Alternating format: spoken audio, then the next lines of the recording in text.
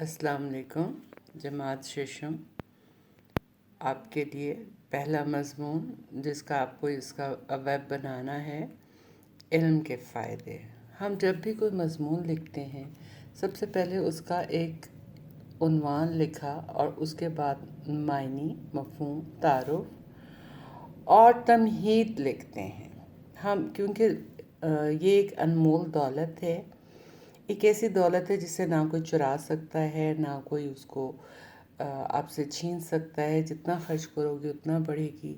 जहालत की तारीकी का ख़ात्मा होता है, महज़्ज़ब माशरे का क़याम अमल में आता है, इंसान की रूहानी और जिस्मानी तरबियत होती है।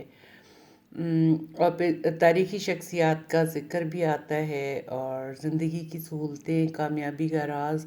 गर्ज़ हमारे पास हर आलिम व फ़ाज़िल माशरे की अहम ज़रूरत है कि उसके जो अफ़राद हैं वो इल्म हासिल करें और अपने कौम के लिए उस इल्म को इस्तेमाल करें। और सिर्फ़ हम इंसान ही नहीं बल्कि कुरान पाक में भी अल्लाह ताला ने फ़रमाया है, इसकी अहमियत हमें पहले वही से मालूम होती है, पढ़ अपने रब के नाम से जिसने तुझे पैदा किया।